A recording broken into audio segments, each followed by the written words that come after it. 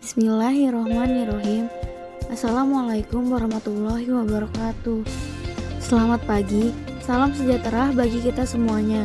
Salam Om Swastiastu, Namo Buddhaya, salam kebajikan.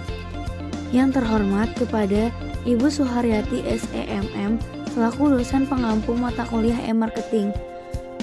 Perkenalkan, kami dari kelompok 2 akan mempresentasikan mengenai Online Marketplace Analysis. Kelompok kami terdiri dari 4 anggota. Di antaranya ada Makfira Nurfadilah dengan NIM 044, Maharani Ade Safitri dengan NIM 056, Andriani Suryanata dengan NIM 057, dan Emi Hidayah dengan NIM 068. Kelompok kami akan membahas mengenai lingkungan mikro dan lingkungan makro. Subbahasan dari lingkungan mikro diantaranya yaitu yang pertama ada Situation Analysis for Digital Marketing. Lalu yang kedua ada Digital Marketing Environment. Yang ketiga Understanding Customer Journey. Yang keempat Consumer Choice and Digital Influence. Yang kelima Online Consumer Behavior and Implication for Marketing. Yang keenam Competitors. Yang ketujuh Suppliers. Yang ke-8 New Channel Structure. Dan yang terakhir Business Model for E-commerce. Lalu pembahasan dalam lingkungan makro diantaranya ada yang pertama the rate of environment change. Lalu yang kedua ada technological forces. Lalu yang ketiga ada economic forces. Lalu yang keempat political forces. Lalu yang kelima legal forces. Yang keenam social forces. Dan yang ketujuh cultural forces.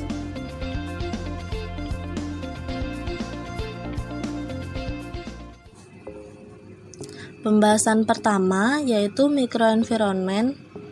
Subbahasan yang terdapat di dalam microenvironment yang pertama itu ada Situation Analysis for Digital Marketing.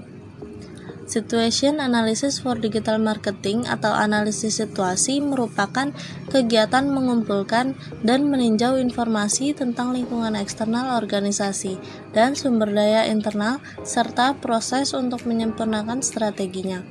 Memahami lingkungan organisasi adalah bagian penting dari analisis situasi. Analisis situasi juga dapat membentuk dasar yang kokoh untuk semua jenis perencanaan pemasaran, terutama saat ingin menyusun strategi pemasaran digital. Kemudian, hal yang perlu ditinjau dalam menganalisis situasi, yang pertama ada pelanggan.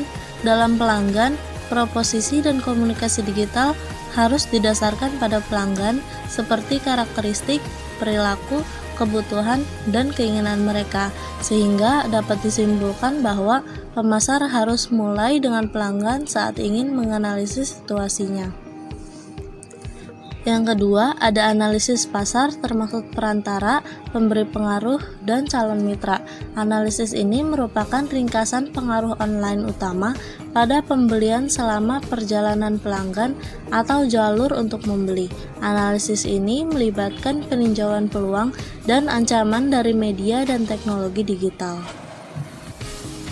Kemudian yang ketiga, ada pesaing. Dalam pesaing perlu membandingkan proposisi pelanggan dan aktivitas komunikasi terhadap pesaing agar dapat mengidentifikasi peluang pendekatan baru dan aktivitas pemasaran yang perlu ditingkatkan. Kemudian yang keempat ada lingkungan makro yang lebih luas. Lingkungan ini adalah pengaruh strategis yang lebih luas termasuk pengaruh sosial, hukum, lingkungan, politik, dan teknologi. Untuk menjadi sukses dalam lingkungan perdagangan online, sangat penting untuk menanggapi secara efektif perubahan di pasar.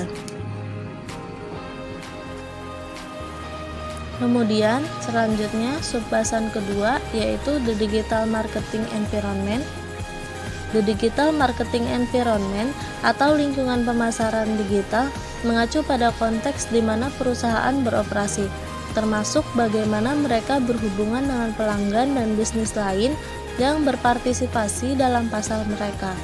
Setiap perusahaan memiliki ruang uniknya sendiri dalam lingkungan pemasaran yang dibentuk oleh cara mereka berinteraksi dengan aspek internal bisnis mereka sendiri, bisnis yang bersaing, dan yang lebih luas lingkungan pemasarannya. Selanjutnya, elemen utama lingkungan pemasaran digital. Yang pertama ada lingkungan mikro. Lingkungan mikro dikenal sebagai operasi environment dan berfokus pada pemain yang membentuk lingkungan perdagangan langsung. Para pemain ini disebut pelanggan yang kebutuhan dan keinginannya harus dipenuhi oleh pesaing, perantara, dan pemasok. Elemen yang terdapat di lingkungan ini yaitu pemasok, pengecer, pesaing, pelanggan, dan masyarakat umum. Yang kedua, ada lingkungan makro. Lingkungan makro dikenal sebagai lingkungan terpencil dan terdiri dari kekuatan eksternal yang secara signifikan dapat mempengaruhi keberhasilan organisasi. Kekuatan ini berasal dari pasar yang sebagian besar berada di luar kendali langsung organisasi. Faktor yang terdapat di lingkungan ini yaitu yang pertama ada faktor demografis. Kegiatan pemasaran dalam faktor ini selalu melibatkan masyarakat dan dari sanalah akan membentuk pasar dengan syarat memiliki uang dan keinginan untuk membelanjakan uang tersebut. Demografi menunjukkan keadaan dan permasalahan mengenai penduduk seperti distribusi penduduk secara geografis. Yang kedua ada ekonomi. Faktor ekonomi akan mempengaruhi faktor daya beli dan pola pembelanjaan dari konsumen. Daya beli konsumen berpatokan pada pendapatan, harga, tabungan, dan kredit pada waktu yang saat itu sedang terjadi.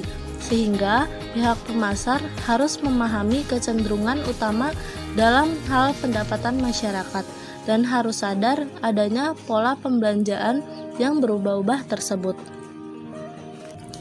Yang ketiga, ada kekuatan alam dan fisik. Faktor ini terdapat pembaharuan sumber daya alam seperti hutan, hasil pertanian, hasil laut, dan lain-lain harus selalu diperhitungkan di bumi. Dan ada juga sumber daya alam yang tidak diperbaharui seperti minyak, batu bara, mineral, dan lain-lain yang juga dapat mempengaruhi.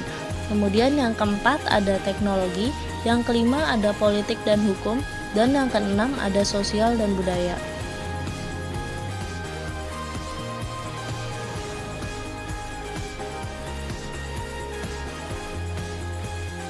Saya Makfira Nur Fadila akan menjelaskan mengenai understanding customer journey.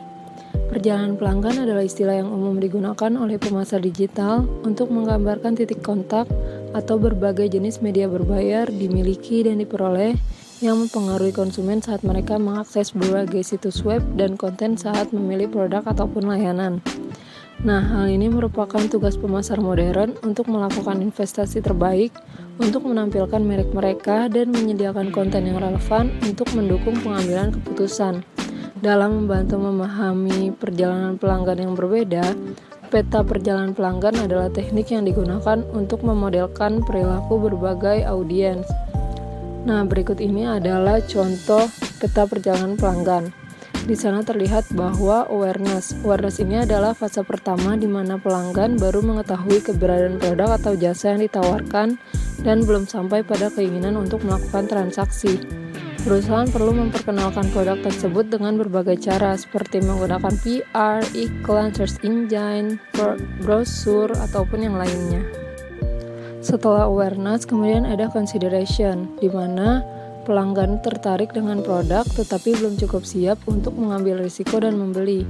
Pelanggan saat ini sedang mengevaluasi opsi yang tersedia dengan membandingkan harga, menentukan apakah produk ini memenuhi kebutuhan mereka, apakah informasi ini sudah lengkap, dan lain sebagainya. Hal ini dapat dilihat melalui blog, email, ataupun media yang lainnya.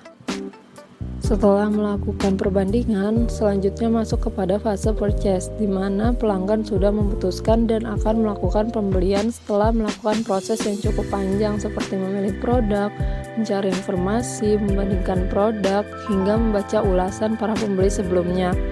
Umumnya, pelanggan dapat melakukan pembelian dengan berbagai cara, seperti di e-commerce ataupun secara offline.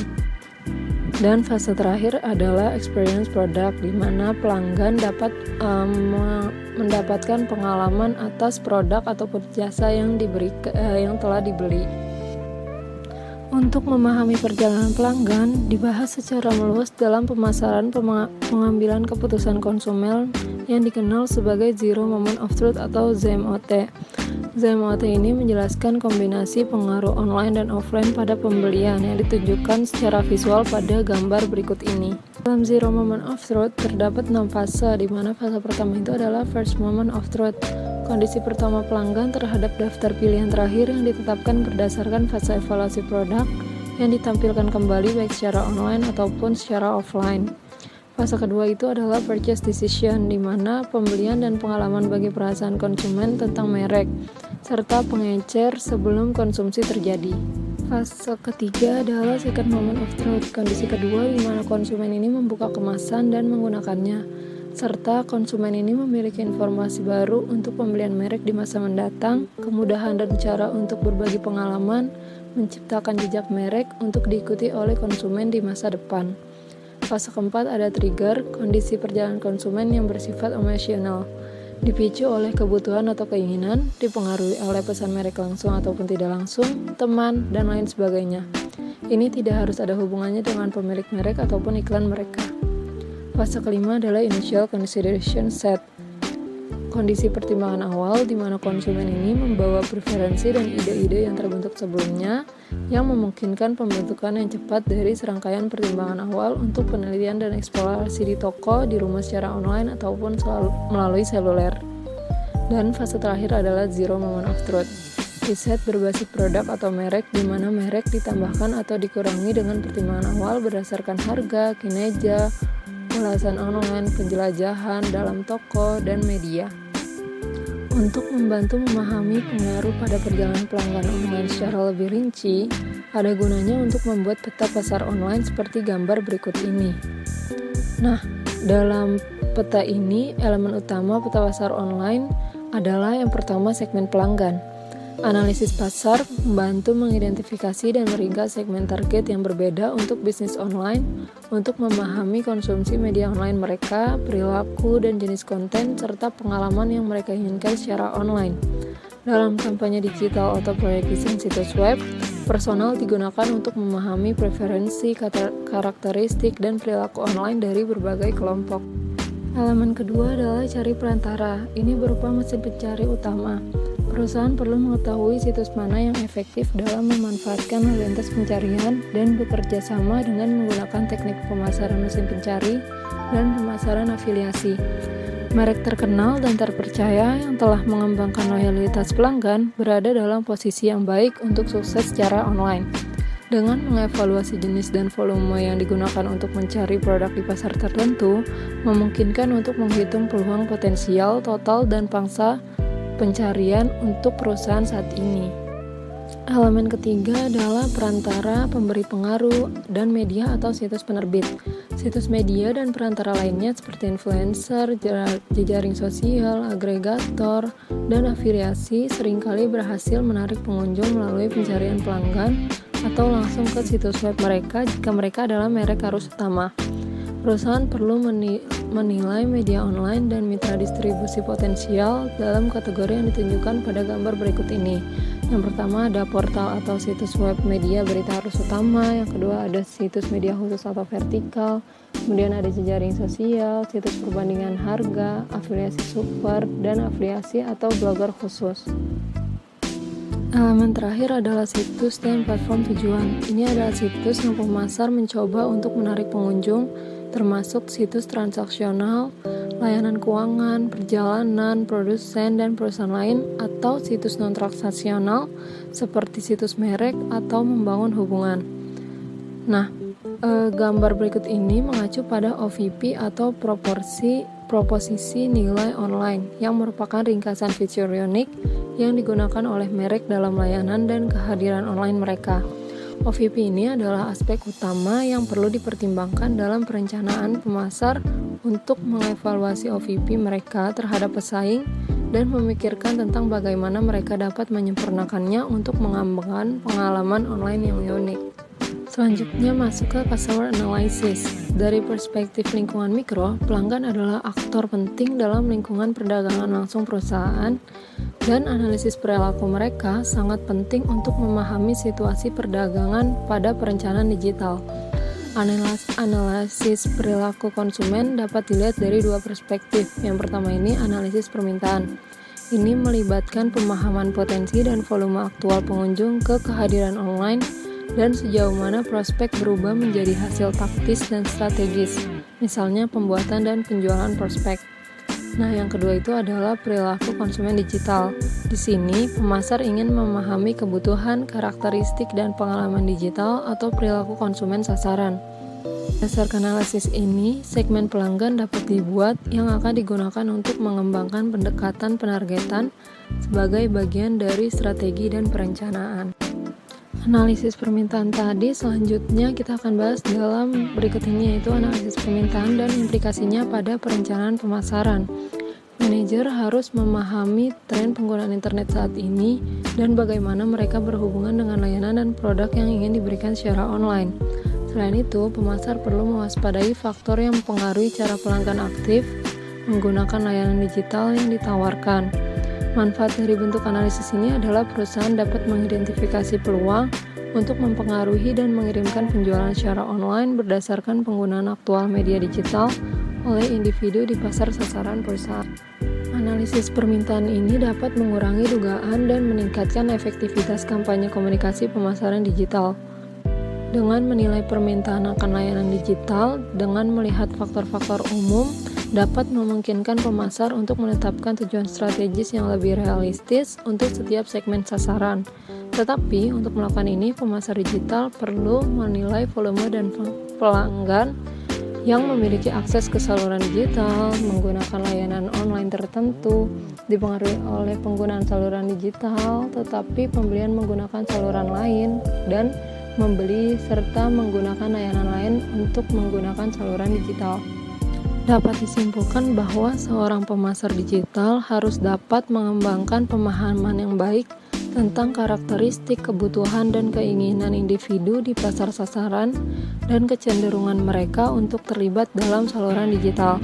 Setelah tingkat pemahaman dasar ini dikembangkan, mungkin untuk mempertimbangkan bagaimana mencapai tujuan dan sasaran pemasaran melalui penggunaan komunikasi digital. Selanjutnya ada implikasi perencanaan pemasaran untuk model konversi. Sebagai bagian dari analisis situasi dan pengaturan tujuan, pemasar digital berpengalaman membangun model konversi atau waterfall dari efisiensi pemasaran web mereka.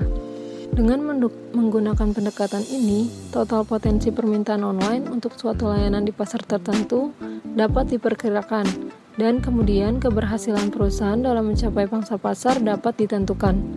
Taktik pemasaran konversi dapat digunakan untuk mengonversi sebanyak mungkin pengunjung situs potensial menjadi pengunjung sebenarnya, dan kemudian menjadi prospek, pelanggan, dan pelanggan tetap. Berton DKK tahun 1998 menyarankan proses keputusan pembelian online dapat dilihat dengan menggunakan model hierarki efek. Model tersebut mengasumsikan bahwa berbagai jenis komunikasi dapat digunakan berdasarkan di mana pelanggan berada dalam proses keputusan pembelian. Misalnya, pada awal proses pembelian, iklan dapat digunakan untuk meningkatkan kesadaran. Lebih jauh melalui proses tersebut, teknik promosi penjualan dapat digunakan untuk memperoleh tindakan. Sedangkan pada gambar berikut ini menunjukkan versi adaptasi dari Berton tahun 1998, model dari Kevy tahun 2001, dan menyoroti metrik konversi yang bertindak sebagai pendorong kinerja. Rasio utama yang perlu dipertimbangkan adalah yang pertama efisiensi kesadaran, yaitu dengan membagi target pengguna web terhadap semua pengguna web. Yang kedua, efisiensi daya tarik dengan membagi jumlah kunjungan individu dengan jumlah pencari. Yang ketiga, efisiensi keterlibatan, yaitu jumlah pengunjung aktif dibagi jumlah kunjungan. Dan yang terakhir ada efisiensi konversi, di mana jumlah pembelian dibagi dengan jumlah kunjungan aktif. Model ini instruktif untuk meningkatkan pemasar digital dalam suatu organisasi karena berbagai jenis efisiensi konversi ini adalah kunci untuk memahami seberapa efektif komunikasi pemasaran online dan offline dalam mencapai hasil pemasaran. Masuk ke pembahasan keempat, yaitu Customer Choice and Digital Influence. Pilihan konsumen adalah langkah penting dalam proses pembelian, dan media digital kini memainkan peran yang semakin penting dalam keputusan pembelian. Bagi banyak konsumen, internet adalah tempat pertama untuk mencari informasi yang akan menginformasikan apa yang akan mereka beli. Jadi, internet ini merupakan bagian yang penting dari proses penelitian, karena pengguna internet sekarang menghabiskan waktu lebih lama untuk meneliti produk secara online, serta internet ini digunakan pada setiap tahap proses penelitian, mulai dari pemindaian awal hingga perbandingan yang lebih detail dan pengecekan spesifikasi akhir sebelum membeli. Hasil dari perubahan perilaku ini berarti bahwa konsumen lebih berpengetahuan dan mereka mengacu pada berbagai sumber untuk menemukan informasi yang akan menginformasikan keputusan pembelian akhir mereka. Sumber informasi digital sekarang memainkan peran yang lebih penting dalam membentuk keputusan pembelian. Jadi, perusahaan harus memikirkan dengan cermat bagaimana mereka dapat memaksimalkan nilai komentar dan ulasan positif, serta memperkuat persepsi pelanggan melalui kualitas produk dan pengalaman layanan baik secara online maupun offline. Konsumen menjadi lebih terbiasa menggunakan perangkat seluler, maka dari itu semakin besar kemungkinan mereka beralih ke internet untuk menginformasikan pengambilan keputusan mereka. Konsumen pertama kali menggunakan web, mereka cenderung membatasinya untuk mencari informasi produk. Tetapi karena mereka menjadi lebih percaya diri, mereka tidak hanya cenderung melibatkan internet pada lebih banyak poin dalam proses pembelian, tetapi juga untuk meningkatkan nilai produk yang mereka beli dan frekuensi pembelian mereka. Nah, dengan mengembangkan pemahaman tentang proses yang terlibat dalam pilihan pelanggan, memungkinkan pemasar untuk mengidentifikasi bagaimana menyesuaikan layanan untuk memenuhi kebutuhan pelanggan sehingga mereka pindah ke dimensi transaksi.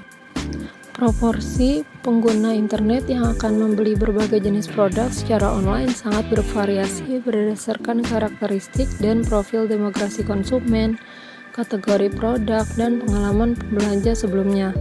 Ada juga banyak prediksi tentang perkembangan retail online dan bagaimana hal itu dapat mendorong permintaan untuk transaksi secara online. Kenyamanan tetap menjadi pendorong terbesar bagi pembeli online. Dengan memahami dimensi yang mempengaruhi cara konsumen berinteraksi dengan lingkungan perdagangan online, pemasar digital dapat mengidentifikasi poin-poin utama yang dapat mereka upayakan untuk mengelola konversi. Dengan mempelajari konsumen online, pemasar dapat mengumpulkan banyak wawasan tentang perilaku online. Selanjutnya materi kelima, yaitu Online Consumer Behavior and Implication for Marketing. Perilaku konsumen online dan implikasi untuk pemasaran. Sejauh ini, perusahaan telah mempertimbangkan tahapan berbeda di mana individu atau bisnis mungkin terlibat dengan lingkungan digital dengan menggunakan dimensi pilihan akses dan transaksi. Untuk membangun gambaran yang lebih lengkap, penting bagi pemasar digital untuk mendapatkan apresiasi tentang perilaku online dari audiens target spesifik mereka dan untuk memahami bagaimana karakteristik pelanggan mempengaruhi cara mereka berinteraksi dengan saluran pemasaran digital yang berbeda. Ada perbedaan yang signifikan dalam cara seseorang menggunakan platform digital. Pada bagian ini, perusahaan mengeksplorasi cara mengembangkan pemahaman tentang perilaku pelanggan, dimulai dengan karakteristik pelanggan, yang mengungkapkan bagaimana berbagai jenis perilaku individu dapat mempengaruhi keterlibatan dengan pasar digital. Kemudian, perusahaan menjelajahi persona pelanggan. Ini adalah ringkasan thumbnail dari audiens target yang memberikan cara untuk memvisualisasikan audiens target. Terakhir, perusahaan melihat proses pembelian dan bagaimana teknik pemasaran digital dapat diterapkan. Karakteristik konsumen. Memahami individu alami dari konsumen adalah fundamental untuk praktik pemasaran dan perencanaan. Membaca tentang pendekatan segmentasi dan bagaimana mereka dapat digunakan dengan baik sebagai bagian yang terintegrasi dengan strategi pemasaran. Dalam sesi ini, perusahaan menjelajahi variabel perilaku sesungguhnya konsumen yang mana dapat membantu membangun profil yang tersegmentasi. Penelitian sudah mengidentifikasi bahwa banyak faktor yang mempengaruhi perilaku online, menurut Kin et al. Tahun 2004. dan lebih banyak segmentasi pasar yang menggunakan internet dan pelayanan digital yang berubah secara signifikan.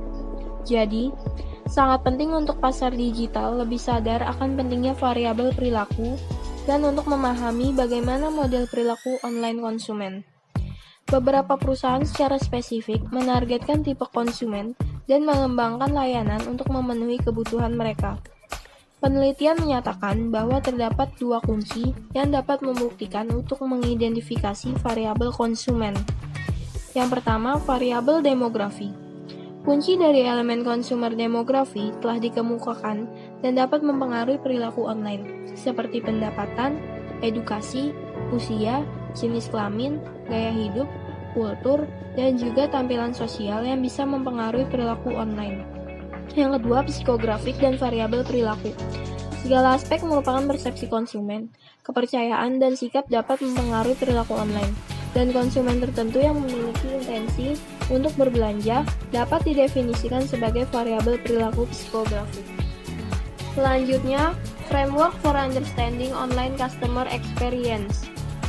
Konsep pada pengalaman online konsumen telah berkembang dan berdasarkan konteks. Poin penting untuk mempertimbangkan pengalaman masa lalu akan membuktikan hal evaluasi di masa depan. Beberapa konsep penting yang dapat secara positif maupun negatif mempengaruhi atau mendukung seorang konsumen untuk tertarik dengan penawaran digital adalah: yang pertama, proses informasi atau IP. Sangatlah penting jika terbentuk bagaimana konsumen sepakat dengan data yang ada dan informasi yang akan mempengaruhinya kepada perilaku di masa depan. IP termasuk di dalamnya berupa proses mental dan merasakan individu untuk menginterpretasikan yang bukan kebiasaannya. Yang kedua, kemudahan penggunaan yang dirasakan. Ini juga perlu dipertimbangkan dengan pemasaran digital, sebagai kemudahan website digunakan oleh konsumen yang memiliki pengalaman positif. Yang ketiga, kegunaan yang dirasakan. Mengacu pada penawaran digital yang cocok dengan kebiasaan sehari-hari konsumen, berbelanja, memesan tiket kereta, dan lain-lain. Disinilah pemasaran digital dapat benar-benar memulai untuk mengembangkan jalan keuntungan konsumen. Yang keempat, manfaat yang dirasakan. Jika konsumen merasa mereka seperti dihargai oleh cara yang positif dengan menarik dukungan bersama penawaran digital untuk mendukung merek online. Kelima, kendali yang dirasakan. Jika konsumen adalah seorang yang memiliki keterampilan teknologi digital, dalam pertanyaan lalu mereka akan merasa bahwa mereka dapat difungsikan sebagai keberhasilan dalam lingkup ini. Yang keenam, keterampilan. Mengacu pada kemampuan konsumen untuk menggunakan teknologi untuk mendapatkan sesuai dengan hasrat mereka. Ketujuh, kepercayaan dan risiko. Memainkan peran penting dalam bagaimana perilaku konsumen seharusnya dapat menemukan tujuan pembelian mereka tanpa merasa mereka akan mengalami risiko keuangan, risiko sosial, dan risiko personal. Yang kedelapan, kenikmatan, merupakan hasil positif dari pengalaman online. 8 elemen tadi berpengaruh kepada pengalaman berdasarkan keadaan kognitif dan keadaan efektif, dan berkonsekuensi untuk intensitas beli ulang atau kepuasan konsumen. Persona konsumen. Persona adalah alat yang dapat membantu memahami karakteristik dan perilaku konsumen online. Menciptakan persona adalah teknik ampuh untuk mengembangkan ahli strategi online yang berpusat, keberadaan perusahaan, dan kampanye yang merupakan bagian dari analisis pasar. Mereka sudah menggunakan dalam waktu yang cukup panjang melakukan penelitian untuk segmentasi dan pengiklanan, tetapi dalam beberapa tahun terakhir membuktikan keefektifan dalam mengimprovisasi desain website dengan perusahaan dengan penerapan teknik. Selanjutnya, summary of how digital media can impact on the buying process for a new purchaser. Yang pertama, konsumen tidak sadar, perusahaan menghasilkan kesadaran. Menghasilkan kesadaran dibutuhkan dalam mencapai prinsip untuk dapat melewati media massa yang digunakan untuk pengiklanan secara offline. Internet seringkali tidak efektif sejak memiliki lebih banyak efek, namun terbatas dan mencakup televisi, radio, dan media cetak. Bagaimanapun, tampilan iklan atau pencarian berbayar yang bisa digunakan untuk supply offline yang membangun kesadaran. Kedua, konsumen sadar akan kebutuhan dan mengembangkan spesifikasi, perusahaan, fitur posisi, keuntungan, dan merek.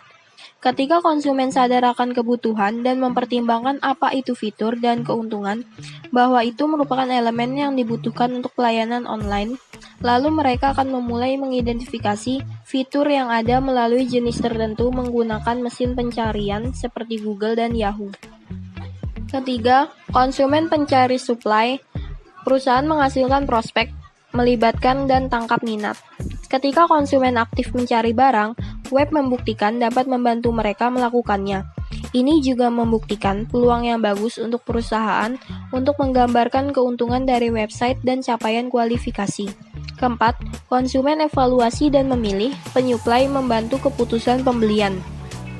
Salah satu fitur yang bagus adalah fasilitas yang dapat membantu membawa isi dalam jumlah banyak dan harga yang rendah. Ini akan menjadi kesempatan ketika konsumen mencari suatu produk untuk diidentifikasi. Kelima, konsumen pembelian, perusahaan fasilitas pembelian. Ketika konsumen memutuskan untuk membeli, lalu perusahaan tidak akan mau kehilangan kesempatan pada momen ini. Website harus mampu menyediakan layanan standar pembayaran dengan kartu kredit dengan mekanisme yang memiliki beberapa pilihan yang dapat dilakukan dengan menggunakan ponsel atau email. 6. Konsumen evaluasi pasca pembelian dan umpan balik. Perusahaan mendukung penggunaan produk dan mempertahankan bisnis. Internet juga membuktikan bahwa potensial dalam mempertahankan konsumen. Selanjutnya materi ke-6, competitors atau pesaing. Ini adalah dampak internet pada 5 kekuatan kompetitif. Yang pertama, daya tawar pembeli.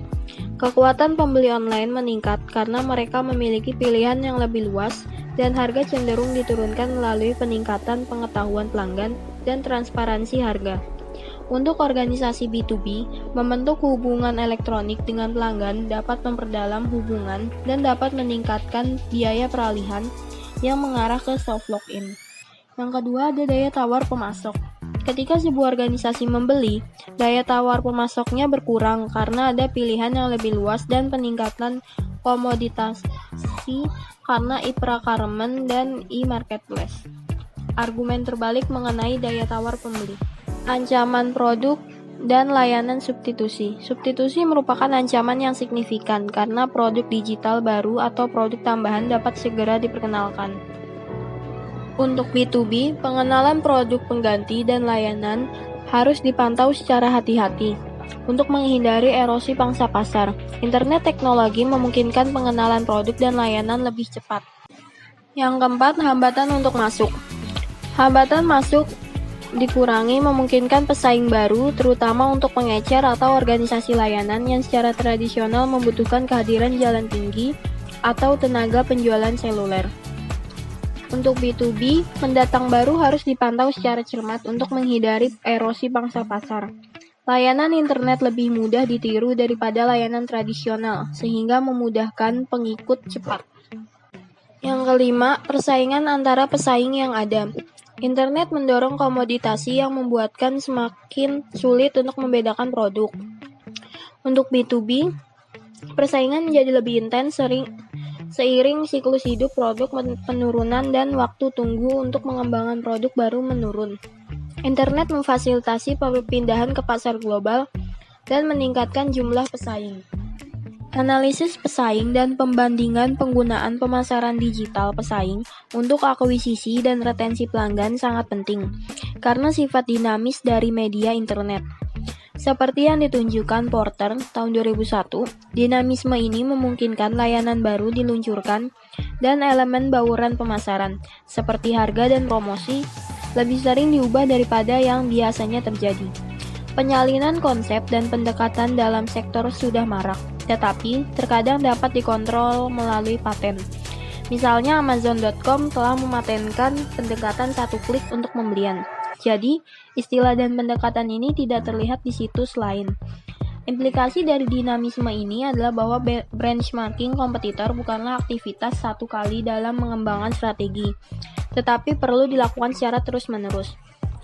Yang selanjutnya, tolak ukur pesaing adalah istilah yang digunakan untuk perbandingan terstruktur dari pendekatan pemasaran digital dari layanan organisasi dalam pasar. Tujuannya adalah untuk mengidentifikasi ancaman yang ditimbulkan oleh perubahan pada penawaran pesaing. tetapi juga untuk mengidentifikasi peluang untuk meningkatkan layanan web perusahaan sendiri dengan melihat pendekatan inovatif di perusahaan yang tidak bersaing. Tolak ukur pesaing terkait erat dengan pengembangan proposisi, pelanggan dan pengalaman merek, dan diinformasikan dengan memahami persyaratan persona pelanggan yang berbeda, seperti yang diperkenalkan pada materi ini. Selanjutnya, materi ketujuh yaitu supplier. Pemasok mengirimkan barang dan layanan yang dibutuhkan bisnis untuk menjalankan aktivitasnya lebih jauh di rantai pasokan. Di pasar digital, rantai pasokan dapat mengambil berbagai bentuk tergantung pada apakah produk fisik atau digital terlibat. Aspek terpenting dari pemantauan pemasok dalam konteks pemasaran digital adalah sehubungan dengan pengaruh pemasok terhadap nilai kualitas produk atau layanan yang dikirimkan ke pelanggan akhir. Perantara pemasaran online. Perantara pemasaran adalah perusahaan yang dapat membantu perusahaan untuk mempromosikan, menjual, dan mendistribusikan produk atau jasanya. Dalam konteks internet, perantara pemasaran online dapat dibandingkan dengan situs tujuan, merupakan situs pedagang yang dimiliki oleh produsen atau pengecer yang menawarkan informasi dan produk. Portal internet adalah jenis penerbit yang bertindak sebagai pintu gerbang ke informasi dan layanan yang tersedia di internet. Namun, istilah tersebut tidak lagi digunakan secara umum karena direktori tidak lagi disukai oleh pengguna atau Google seperti pada 10 tahun pertama web.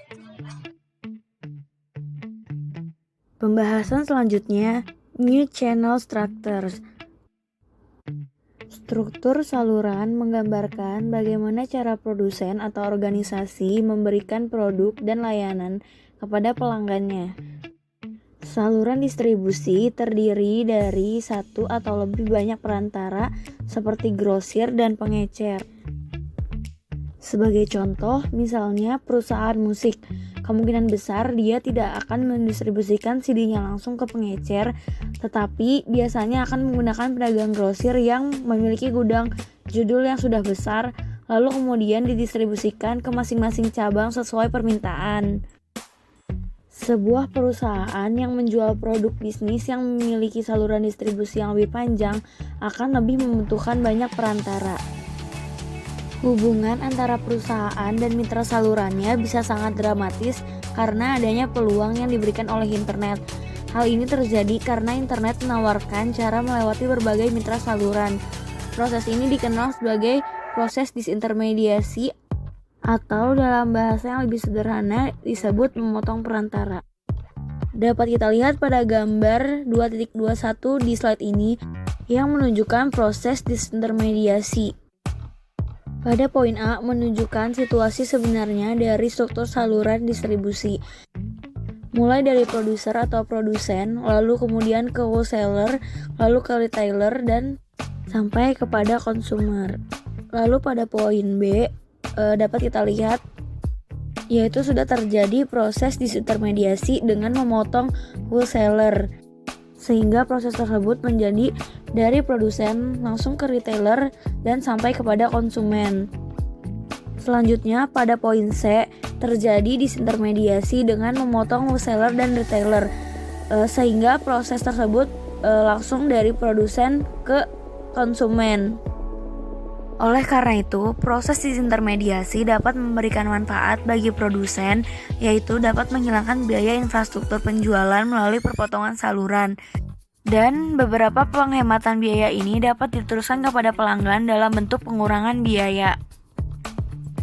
Berbeda dengan proses sebelumnya, yaitu proses disintermediasi yang memotong saluran, proses ini disebut sebagai proses reintermediasi karena hal ini menyebabkan terciptanya perantara baru. Misalnya, seorang pembeli produk masih membutuhkan bantuan dalam pemilihan produk. Beberapa struktur saluran terkadang menjadi tidak efisien bagi konsumen jika mengikuti proses disintermediasi. Dapat kita ambil contoh seseorang yang akan membeli asuransi. Untuk memutuskan harga dan penawaran terbaik, paling tidak mereka harus mengunjungi 5 perusahaan asuransi yang berbeda. Lalu kemudian baru mereka akan memutuskan untuk melakukan pembelian. Reintermediasi menghilangkan inefisiensi dengan menempatkan perantara di antara pembeli dan penjual. Perantara ini biasanya melakukan tahap evaluasi harga pemenuhan karena database-nya memiliki link yang dipengaruhi dari harga yang terkandung dalam database pemasok yang berbeda. Dapat kita lihat pada gambar 2.22. Pada poin A menunjukkan ilustrasi situasi sebenarnya dari struktur saluran, yaitu mulai dari company, lalu ke perantara, dan sampai kepada konsumen. Lalu pada poin B terjadi proses disintermediasi sehingga struktur salurannya menjadi dari company langsung kepada konsumen. Lalu pada poin ketiga terjadi proses reintermediasi atau countermediation, yaitu memunculkan kembali perantara baru. Oleh karena itu struktur salurannya menjadi dari company melalui perantara lalu sampai kepada konsumen. Terdapat beberapa implikasi dari reintermediasi bagi pemasar internet. Yang pertama, penting bagi sebuah perusahaan, khususnya pemasok, untuk memastikan perantara baru yang beroperasi dalam sektor pasar yang Anda pilih. Hal ini menyiratkan kebutuhan untuk berintegrasi menggunakan internet yang berisi database informasi harga antara perantara yang berbeda. Kedua, penting untuk memantau harga pemasok lain dalam sektor ini. Lalu yang ketiga, jangka panjang peraturan kemitraan seperti sponsorship perlu dipertimbangkan.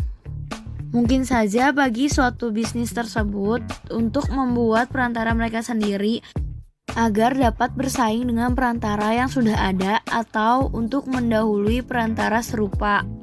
Seperti Boots Chemist di Inggris yang mendirikan perantara sendiri yaitu Handbag dan Wellbeck. Hal ini secara efektif menciptakan hambatan masuk bagi perantara baru lainnya yang ingin beroperasi di sektor ini.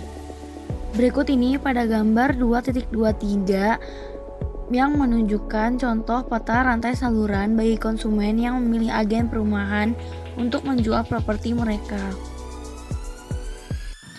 Masuk ke pembahasan yang ke-9, yaitu business model for e-commerce. Mendefinisikan model bisnis online jelas sangat penting agar bisnis online startup menjadi sukses. Namun, penting juga bagi bisnis yang ada untuk memikirkan tentang opsi untuk menyempurnakan model bisnis mereka atau menambahkan layanan baru ke penawaran mereka sehubungan dengan peluang baru yang dimungkinkan oleh internet. Berikut ini adalah bagian utama kanvas. Yang pertama, proposisi nilai. Ini adalah inti dari apa yang ditawarkan bisnis kepada audiensnya dan bisa dibilang paling penting untuk kesuksesan yang penting. Yang kedua ada segmen pelanggan, audiens sasaran yang berbeda-beda yang akan menarik proposisi nilai. Dalam kanvas model bisnis, alternatif yang direkomendasikan adalah mass market, ceruk pasar, segmentasi, atau berbagai segmen yang beragam. Yang ketiga, hubungan pelanggan. Hubungan pelanggan adalah jenis-jenis relasi yang akan dibentuk, misalnya swalayan, layanan otomatis, komunitas, atau lebih banyak bantuan pribadi. Pembuatan bersama konten mungkin menjadi bagian dari ini, hubungan pelanggan. Bagian keempat yaitu saluran. Saluran ini adalah metode penyampaian layanan organisasi dan jangkauan audiens. Kelima, mitra kunci. Mitra kunci ini untuk mengeksploitasi jaringan nilai online dan offline, membentuk kemitraan, memberikan peluang untuk memperluas jangkauan, dan memanfaatkan organisasi yang ada, serta memberi pengaruh online yang telah membangun audiens. Yang keenam, aktivitas. Aktivitas ini merupakan kegiatan utama yang perlu dilakukan untuk menyampaikan proposisi nilai guna mengembangkan pendapatan. Yang ketujuh, sumber daya. Sumber daya ini adalah berbagai jenis proses dan orang untuk menyelesaikan kegiatan untuk membuat dan menyampaikan proposisi nilai. Yang kedelapan ada struktur biaya. Struktur biaya adalah elemen biaya yang berbeda. Ini harus diperiksa terhadap kegiatan dan sumber daya. Biaya secara klasik dipecah menjadi biaya tetap dan variabel serta skala ekonomi. Dan elemen yang terakhir itu adalah arus pendapatan. Arus pendapatan ini adalah metode di mana bisnis memperoleh pendapatan. Opsi online yang umum adalah pendapatan iklan, biaya pelanggan, penjualan barang, fisik ataupun virtual, atau pengaturan komisi berbasis afiliasi. Perizinan dan leasing adalah alternatif lain. Selanjutnya adalah 8 elemen kunci modal bisnis. Investor akan membutuhkan 8 elemen kunci ini untuk didefinisikan yang akan meringkas strategi bisnis elektronik dari organisasi. Yang pertama ada proposisi nilai. Produk dan atau layanan apa yang akan ditawarkan oleh perusahaan, ini dilengkapi dengan nilai tambah yang ditentukan menggunakan proposisi nilai online. Yang kedua, pasar atau audiens. Audiens mana yang akan dilayani dan ditargetkan oleh perusahaan dengan komunikasinya, misalnya bisnis ke bisnis ke konsumen, atau nirlaba. Dalam kategori ini, ada segmen audiens tertentu yang akan ditargetkan. Cakupan pasar geografis seperti negara, kawasan, atau kota perlu ditentukan. Rencana komunikasi juga harus dijelaskan yang akan merinci bagaimana audiens akan dijangkau dan dipengaruhi dengan menggunakan komunikasi online dan komunikasi offline seperti periklanan dan hubungan masyarakat. Elemen yang ketiga adalah model pendapatan dan basis biaya. Apa model pendapatan spesifik yang akan menghasilkan aliran pendapatan yang berbeda? Apa biaya utama bisnis yang membentuk anggarannya? Bagaimana ramalan ini berubah seiring waktu? Yang keempat ada lingkungan yang kompetitif. Siapa pesaing langsung dan tidak langsung untuk layanan atau model bisnis yang akan mereka miliki? Yang kelima, rantai nilai dan posisi pasar. Bagaimana perusahaan dan jasanya diposisikan dalam rantai nilai antara pelanggan dan pemasok dan dibandingkan dengan pesaing langsung dan tidak langsung? Yang keenam ada representasi dalam dunia fisik dan virtual. Apa representasi relatifnya di dunia fisik dan virtual? Misalnya, keberadaan jalan raya hanya online, perantara, atau campuran. Bagaimana perusahaan akan mempengaruhi audiensnya melalui proses pembelian multisaluran? Elemen ketujuh adalah struktur organisasi. Bagaimana organisasi akan dibentuk secara internal untuk menciptakan, menyampaikan, dan mempromosikan layanannya? Bagaimana cara bermitra dengan perusahaan lain untuk memberikan layanan? Misalnya melalui outsourcing. Dan yang kedelapan ada manajemen. Pengalaman apa di pasar atau perusahaan serupa yang dimiliki para manajer? Akankah mereka menarik publisitas? Nah, pertanyaan dari kedelapan elemen tersebut ini akan meringkas strategi bisnis dari suatu perusahaan. Selanjutnya, tim Mars mengidentifikasikan tidak kurang dari 11 jenis model bisnis yang dapat difasilitasi oleh web dan secara umum tetap relevan. 11 model ini antara lain yang pertama e-shop, yaitu pemasaran perusahaan atau toko melalui web. Yang kedua e-procurement, yaitu tender elektronik dan pengadaan barang dan jasa. Yang ketiga email, yaitu kumpulan pengecer online. Model mal virtual tidak terbukti efektif secara online, tetapi situs perbandingan dapat dianggap setara. Yang keempat ada e-auction atau eBay, yaitu contoh paling terkenal dalam menawarkan penawaran B2B dan B2C. Yang kelima, komunitas virtual. Ini bisa berupa komunitas B2C seperti jaringan sosial utama atau komunitas B2B seperti yang dibangun di sekitar penerbit perdagangan. Yang keenam, ada platform kolaborasi. Ini memungkinkan kolaborasi antara bisnis atau individu. Yang ketujuh, pasar pihak ketiga. Yang kedelapan, integrator rantai nilai, yaitu menawarkan berbagai layanan di seluruh rantai nilai. Yang kesembilan, penyedia layanan rantai nilai, mengkhususkan diri dalam menyediakan fungsi untuk berbagai bagian tertentu dari rantai nilai. Yang kesepuluh, perantara informasi, yaitu memberikan informasi untuk konsumen dan bisnis, seringkali untuk membantu dalam membuat keputusan pembelian atau untuk operasi bisnis ataupun waktu luang. Dan yang terakhir yaitu kepercayaan dan layanan lainnya. Di dalam bisnis model terdapat pendapatan. Nah, untuk pendapatan online ini diantaranya ada CPM, menampilkan iklan di situs. CPM adalah singkatan dari biaya per 1000, di mana M menunjukkan nilai. Ini adalah metode tradisional di mana pemilik situs mengenakan biaya untuk iklan. Pemilik situs menagih pengiklan dengan harga misalnya 50 euro sesuai dengan frekuensi iklan ditayangkan kepada pengunjung situs. Iklan dapat ditayangkan oleh server iklan pemilik situs sendiri ataupun lebih umum melalui layanan jaringan iklan pihak ketiga. Yang kedua itu ada iklan BPK di situs atau iklan teks bayar per klik. BPK itu singkatan dari biaya per klik. Pengiklanan dikenai biaya tidak hanya untuk berapa kali iklan mereka ditampilkan, tetapi sesuai dengan berapa kali mereka diklik. Ini biasanya adalah iklan teks yang ditayangkan oleh mesin pencari. Pendapatan yang ketiga bisa berasal dari sponsor. Sponsor ini adalah berupa perusahaan yang dapat membayar untuk mengiklankan saluran atau bagian situs. Jenis kesepakatan ini seringkali dibuat dengan jumlah tetap per tahun. Ini juga bisa menjadi bagian dari pengaturan timbal balik. Terkadang dikenal sebagai kesepakatan kontra, di mana tidak ada pihak yang membayar. Yang keempat ada pendapatan afiliasi. Pengaturan seperti itu terkadang dikenal sebagai biaya per akuisisi atau CPA. Yang kelima ada pendapatan biaya transaksi. Perusahaan menerima biaya untuk memfasilitasi transaksi.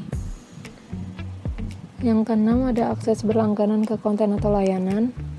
Berbagai dokumen dapat diakses dari penerbit untuk jangka waktu tertentu. Ini sering disebut sebagai layanan premium di situs web. Yang ketujuh, akses bayar per tayang ke dokumen. Di sini, pembayaran terjadi untuk akses tunggal ke dokumen, video, atau klip musik yang dapat diunduh.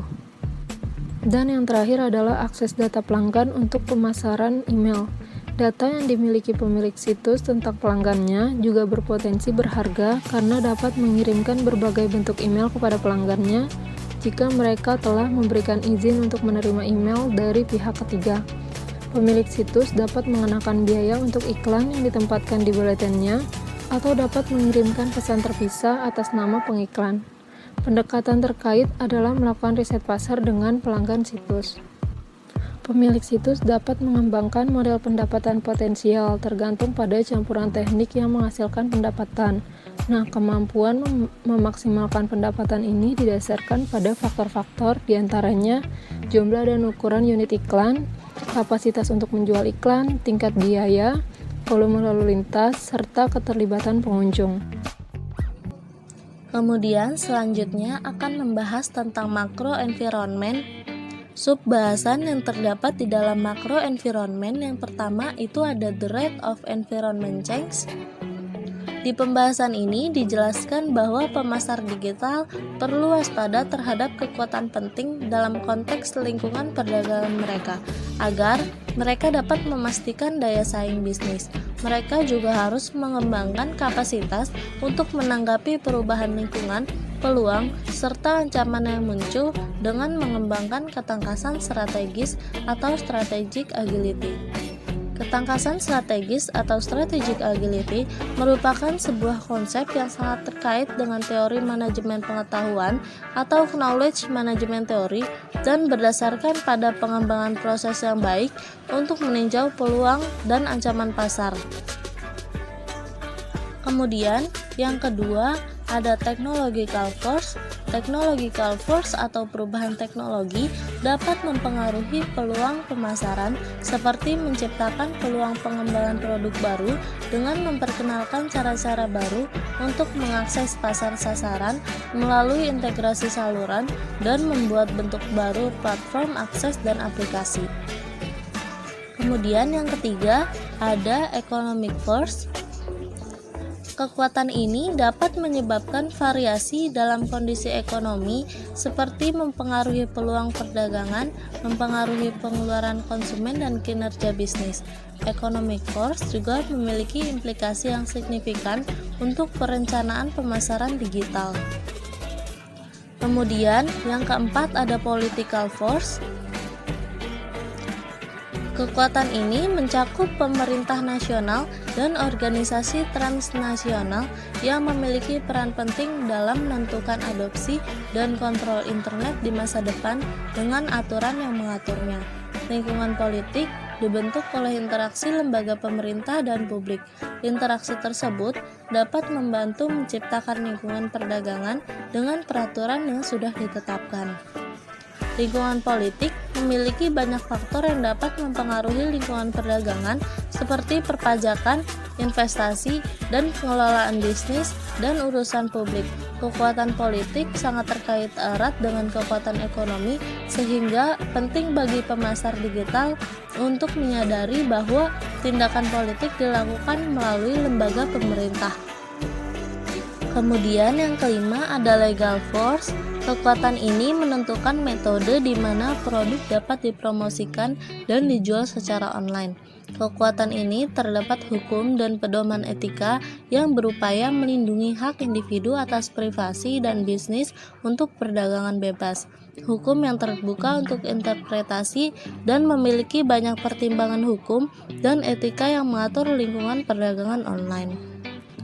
Kemudian yang keenam ada social force. Social force atau keragaman budaya di antara komunitas digital mempengaruhi penggunaan internet dan layanan yang disediakan bisnis secara online. Secara garis besar, faktor kunci yang membentuk kekuatan ini adalah komunitas sosial berdasarkan profil demografis, eksklusi sosial, dan faktor budaya. Yang ketujuh ada cultural force. Di dalam kekuatan ini mencakup bahasa dan budaya lokal suatu negara atau wilayah yang dapat mempengaruhi kebutuhan penggunaan layanan web, jenis situs yang biasa digunakan atau konsumsi media, serta mesin pencari yang digunakan juga bisa berbeda-beda menurut negara. Jadi, penting untuk menganalisis situasi untuk meninjau perbedaan yang dimiliki berbagai negara. Selanjutnya, contoh implementasi lingkungan mikro dan makro pada e-commerce GDID. GDID mengemban misi Make the Joy Happen, yaitu menghadirkan kebahagiaan kepada seluruh pelanggan di Indonesia dengan memberikan layanan andal, cepat, dan aman untuk memilih serangkaian produk-produk berkualitas asli dengan harga yang kompetitif. Dengan memanfaatkan armada logistik miliknya sendiri, serta didukung oleh jaringan mitra di seluruh Indonesia, GDID dapat menyediakan layanan antar yang cepat dan dapat diandalkan di seluruh wilayah Indonesia. Dengan nilai-nilai kompetitifnya, GDID bertujuan untuk menjadikan perusahaan e-commerce yang paling populer dan terpercaya dengan terus-menerus berupaya menghadirkan layanan dan beraneka ragam produk kepada seluruh pengguna dan pelanggannya di Indonesia. GDID pertama kali beroperasi di Indonesia pada November 2015 dan saat ini memiliki 12 kategori pilihan produk untuk dijual yang akan terus bertambah seiring dengan perkembangan usahanya di Indonesia. Ragam kategori produknya sangat bervariasi, mulai dari ibu dan anak, smartphone, perangkat elektronik, hingga luxury. Bisnis GDID berkembang sangat pesat. GDID juga menyediakan jasa pengiriman yang menjangkau 365 kota di seluruh Indonesia dengan ribuan armada yang siap mengantarkan langsung kepada para pelanggan GDID. Berikut ini merupakan lingkungan mikro GDID. Yang pertama ada pemasok. GDID sudah dikenal sebagai platform e-commerce terpercaya dalam penjualan produk elektronik, khususnya untuk produk elektronik yang berukuran besar. GDID membangun kerjasama dengan berbagai mitra brand elektronik lokal serta internasional. GDID berhasil membangun platform terintegrasi yang berkualitas, lengkap, dan terdepan dalam melayani para pelanggannya di seluruh Indonesia.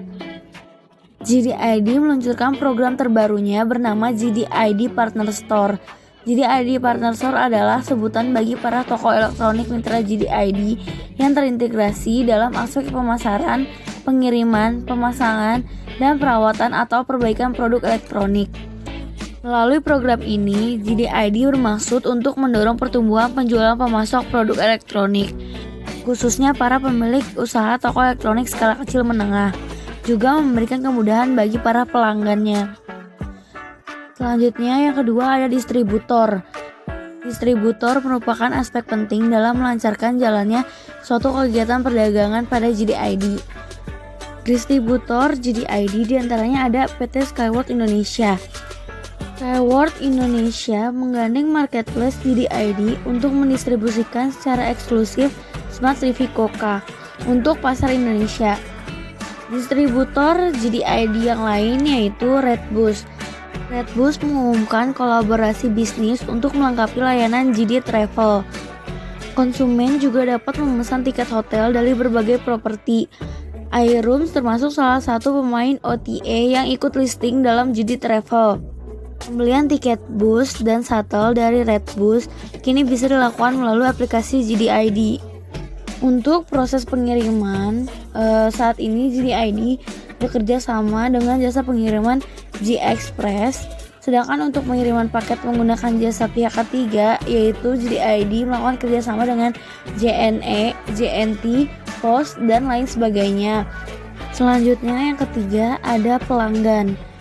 Pelanggan JDID hingga saat ini memiliki perbandingan 2:1 antara pelanggan pria dengan pelanggan wanita. Namun di saat yang sama, JDID memiliki gejala peningkatan pelanggan perempuan. Oleh karena itu, saat ini JDID lebih berfokus atau lebih mengutamakan pelanggan perempuan dengan menghadirkan 5 kategori khusus perempuan, yaitu ibu, bayi, dan mainan, fashion, home living, household, dan virtual voucher. Selain karena konsepnya yang sangat inovatif, kemudahan dalam berbelanja menggunakan aplikasi dan jasa pengiriman yang cukup lengkap akan mempermudahkan konsumen dalam berinteraksi secara efektif dan efisien hingga akan menimbulkan kepuasan konsumen. Selanjutnya yang keempat ada pesaing. JDID menggarap pasar Indonesia yang merupakan pasar terbesar keduanya setelah Cina dengan fokus menjaga keaslian produk di platform e-commerce mereka. Ada 2 e-commerce raksasa di Cina yang terus bersaing, diantaranya yaitu Alibaba dan JDID. Oleh karena itu, Alibaba menjadi salah satu pesaing terbesarnya JDID. Selain Alibaba, ada pula Lazada, Shopee, Tokopedia, serta marketplace lainnya yang menjadi pesaing JDID. Pembahasan selanjutnya ada lingkungan makro JDID. Yang pertama ada technological forces. Platform online JDID mengukuhkan konsistensinya sebagai salah satu e-commerce besar di Indonesia. JDID mengembangkan sejumlah proyeknya seperti JDID Virtual dan JDID X. JDID Virtual ini menjadi program pertama yang bahkan diteruskan dengan menggayat retail fashion dan kecantikan seperti Lunadori sebagai upaya mempermudah cara berbelanja konsumen. JDID Virtual memasang puluhan banner dengan gambar berbagai produk kebutuhan harian. Dengan bermodal barcode di setiap produk pada banner, konsumen tinggal menunggu barang pesanan tiba di lokasi yang diinginkan. Nah, ada pula program terbarunya dari JDID, yaitu JDID X. JDID membuka gerai offline pertamanya di Indonesia dengan memanfaatkan teknologi seperti Artificial Intelligence Technology. Keunggulan dari teknologi tersebut menjadi senjata JDID untuk lebih unggul lagi di antara para pesaingnya dan mencapai target pasar yang diharapkan. Lalu yang kedua ada economic forces. Lingkungan ekonomi mempengaruhi daya beli dan pola pengeluaran pembeli. Dalam hal ini, JDID berupaya secara maksimal dalam mendorong daya beli dari konsumen dengan melakukan kegiatan promosi secara besar-besaran. Biasanya JDID akan menyelenggarakan serangkaian program promo dan pemberian diskon yang menarik setiap hari selama 24 jam non-stop. Program ini bertajuk JD4U dan program ini sudah berlangsung sejak bulan Maret kemarin untuk seluruh pelanggan JDID. Dan di masa pandemi COVID-19 ini, JDID juga berupaya untuk membantu program pemerintah dalam meningkatkan ekonomi agar kembali stabil. JDID mengajak para seller dan supplier untuk mematuhi, mendukung, serta mempromosikan upaya pemerintah, khususnya dalam hal pengendalian harga untuk produk-produk seperti bahan makanan, produk kesehatan, obat-obatan, dan lain sebagainya. Dan selama masa pandemi COVID ini juga kan diberlakukan adanya kebijakan PSBB, yaitu pembatasan sosial berskala besar. Nah, dengan adanya kebijakan tersebut, masyarakat diimbau untuk mengurangi atau tidak melakukan kegiatan di luar rumah. Oleh sebab itu, banyak kegiatan-kegiatan yang dialihkan menjadi online atau secara daring. Salah satunya itu dengan melakukan pembelanjaan untuk memenuhi kebutuhannya. Untuk memenuhi kebutuhannya melalui online, masyarakat dapat menggunakan aplikasi JDID. Kepala marketing JDID yaitu Mia Fauzia mengatakan perusahaannya selama masa pandemi ini mengalami peningkatan transaksi hampir 50%. Bukan hanya itu, selama bulan Ramadan pun JDID juga mencatat peningkatan yang signifikan. Seperti yang kita ketahui, sudah menjadi tradisi orang Indonesia ketika hari raya Lebaran ingin menggunakan hal-hal yang serba baru, mulai dari pakaian, sendal, sepatu, aksesoris, dan lain sebagainya. Dan berdasarkan hasil survei yang dilakukan melalui Google, produk-produk yang banyak diincar atau dicari oleh masyarakat di GDID yaitu produk kesehatan. Karena di masa pandemi ini, orang-orang harus lebih ekstra lagi dalam menjaga kesehatannya agar tidak mudah terpapar virus COVID-19. Begitu juga dengan hasil pencarian di media sosial seperti Facebook. GDID pernah mencatat saat pandemi baru terjadi di Indonesia, banyak sekali konsumen yang membutuhkan produk kesehatan seperti vitamin dan hand sanitizer. Sementara di pasar produk kesehatan itu menipis. Maka pihaknya pun berinisiatif bekerja sama dengan para prinsipal-prinsipal lainnya untuk mendapatkan produk kesehatan. Alhasil GDID bisa kembali menjual produk-produk kesehatan dan menyalurkannya kepada masyarakat. Lalu yang ketiga ada political forces. Dalam bidang e-commerce sangatlah penting untuk mempertimbangkan risiko politik dan pengaruhnya terhadap perusahaan. Hal ini patut dipertimbangkan karena perubahan dalam suatu tindakan maupun kebijakan politik di suatu negara dapat menimbulkan dampak besar pada sektor keuangan dan perekonomian negara tersebut. GDID terus berupaya dalam mengatur dan mengikuti aturan yang berkaitan terhadap politik, seperti adanya pajak, tata kelola internet yang lebih baik, dan tentunya kontrol terhadap politik itu sendiri. Perubahan dalam politik perlu diperhatikan untuk mengontrol batasan-batasan kegiatan online dan batasan penjual dalam memasuki platform. Lalu yang keempat ada legal forces. GDID dan afiliasinya merupakan perusahaan yang didirikan berdasarkan hukum Indonesia. Penetapan hukum tersebut merupakan langkah yang dilakukan GDID untuk menghindari platform palsu yang mengatasnamakan GDID. GDID berupaya dalam menjalankan e-commerce-nya sesuai ketentuan dan syarat pada badan hukum yang berlaku.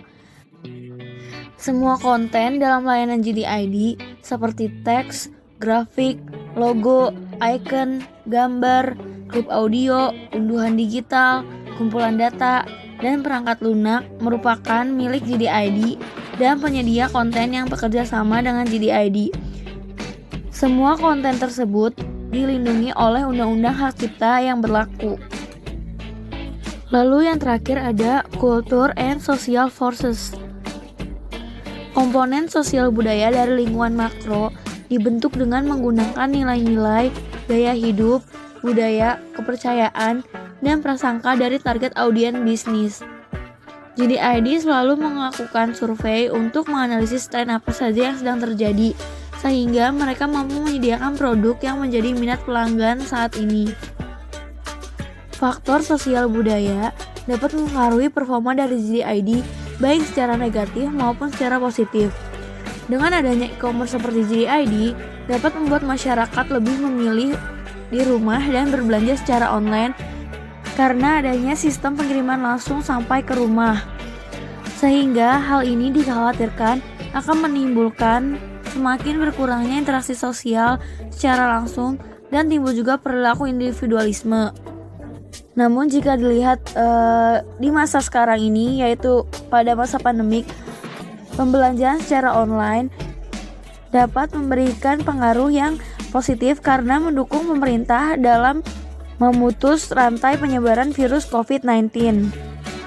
Tetapi selain itu, dengan adanya belanja online ini dapat mempengaruhi gaya hidup masyarakat yang tidak sehat karena dapat mendorong perilaku konsumtif masyarakat. Dengan adanya akses jaringan internet yang semakin mudah dan perangkat mobil yang semakin canggih oleh berbagai kalangan dengan harga yang murah meningkatkan rasio berbelanja secara online. Kini, tidak hanya generasi muda yang suka berbelanja secara online, namun masyarakat yang berusia lanjut pun ikut belajar pada generasi muda untuk mengikuti tren dalam berbelanja online. Berbelanja secara online telah menjadi bagian dari gaya hidup konsumen. Tentu saja, GDID dapat menggunakan kesempatan ini untuk meraih lebih banyak konsumen. Hal ini dapat dibuktikan dengan semakin luasnya pasar GDID.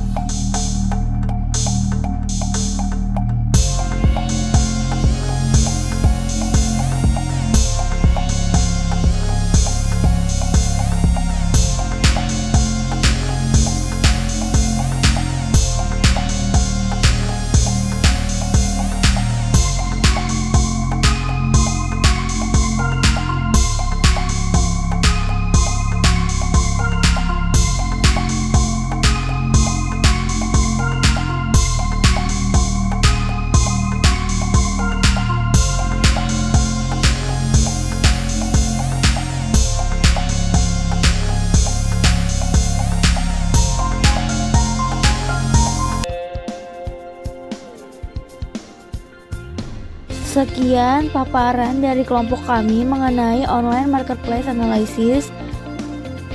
Mohon maaf apabila terjadi kesalahan dalam penyampaian materi. Kurang lebihnya mohon maaf.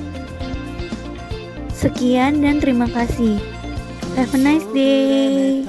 돌고 돌며 감기는 alright